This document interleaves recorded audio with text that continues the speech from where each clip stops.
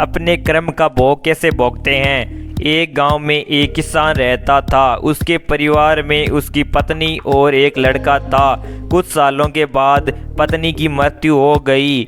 उस समय लड़के की उम्र 10 साल थी। किसान ने दूसरी शादी कर ली। उस दूसरी पत्नी से भी किसान को एक पुत्र प्राप्त हुआ। किसान की दूसरी पत्नी की भी कुछ समय बाद मृत्यु हो गई। किसान का बड़ा बेटा जो पहली पत्नी से प्राप्त हुआ था, जब शादी के योग्य हुआ तब किसान ने बड़े बेटे की शादी कर दी। फिर किसान की भी कुछ समय बाद मृत्यु हो गई। किसान का छोटा बेटा जो दूसरी पत्नी से प्राप्त हुआ था और पहली पत्नी से प्राप्त बड़ा बेटा दोनों साथ साथ रहते थे। कुछ समय बाद किसान के छोटे लड़के की तबीयत खराब रहने लगी। बड़े भाई ने कुछ आसपास के वैद्यों से इलाज करवाया पर कोई राहत न मिली। छोटे भाई की दिन ब दिन तबीयत बिगड़ती जा रही थी और बहुत खर्च भी हो रहा था। एक दिन बड़े भाई ने अपनी पत्नी से सलाह की, यदि ये छोटा भाई मर जाए तो हमें इसके इलाज के लिए पैसा खर्च ना करना पड़ेगा और जायदाद में आधा हिस्सा भी नहीं देना पड़ेगा। तब उसकी पत्नी ने कहा कि क्यों ना किसी वैद्य से बात करके इसे जहर दे दिया जाए, किसी को पता भी नहीं चलेगा, किसी रिश्तेदारी में भी कोई शक ना करेगा कि बीमार था। बीमारी से मृत्यु हो गई। बड़े भाई ने ऐसे ही किया। एक वैद्य से बात की कि आप अपनी फीस बताओ, ऐसा करना मेरे छोटे बीमार भाई को दवा के बहाने से जहर देना है। वैद्य ने बात मान ली और लड़के को जहर दे दिया और लड़के की मृत्यु हो गई। उसके भाई भाभी ने खुशी मनाई कि रास्ते का कांटा निकल गया, अब सारी संपत्ति अपनी हो गई। उसका अंतिम संस्कार कर दिया गया। कुछ महीनों पश्चात उस किसान के बड़े लड़के की पत्नी को एक लड़का हुआ। उन पति पत्नी ने खूब खुशी मनाई। बड़े ही लाड प्यार से लड़के की परवरिश की। कुछ ही गिने वर्षों में लड़का जवान हो गया। उन्होंने अपने लड़के की भी शादी कर दी।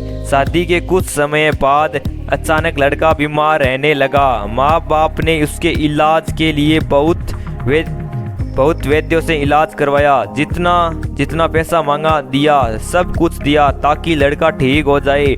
अपने लड़के के इलाज में अपनी आधी संपत्ति तक बेच दी, पर लड़का बीमार के कारण मरने की कगार पर आ गया। शरीर इतना ज़्यादा कमज़ोर हो गया कि अस्थि पिंजर शेष रह गया था।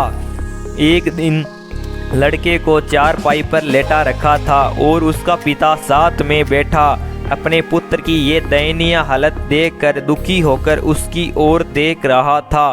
तभी लड़का अपने पिता से बोला कि भाई, अपना सब हिसाब हो गया, बस अब कफन और लकड़ी का हिसाब बाकी है, उसकी तैयारी कर लो। ये सुनकर उसके पिता ने सोचा कि लड़के का दिमाग भी काम नहीं कर रहा है बीमारी के कारण, और बोला, बेटा मैं तेरा बाप हूँ, भाई नहीं। तब लड़का बोला, मैं आपका वही भाई हूँ जो आपने जहर खिलाकर मरवाया था। जिस संपत्ति के लिए आपने मरवाया था, मुझे अब वो मेरे इलाज के लिए आधी बिक चुकी है। आपकी सेंस है, हमारा हिसाब हो गया।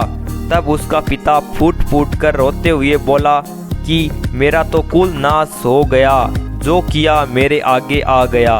पर तेरी पत्नी का क्या दोष है जो इस बेचारी को जिंदा जलाया जाएगा। उस समय सती प्रथा थी जिसमें पति मरने के बाद पत्नी को पति की चिता के साथ जला दिया जाता था।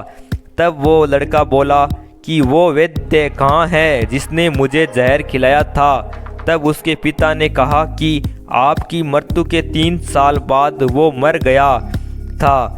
तब लड़के ने कहा कि ये पत्नी वही दुष्ट वैद्य है, आज मेरी पत्नी रूप में है, मेरे मरने पर इसे जिंदा जलाया जाएगा। हमारा जीवन जो उतार चढ़ाव से भरा है, इसके पीछे हमारे अपने ही कर्म होते हैं। हम जैसा बोएंगे वैसा ही काटना पड़ेगा। कर्म करो तो फल मिलता है, आज नहीं तो कल मिलता है। जितना गहरा अधिक हो कुआं, उतना मीठा जल मिलता है।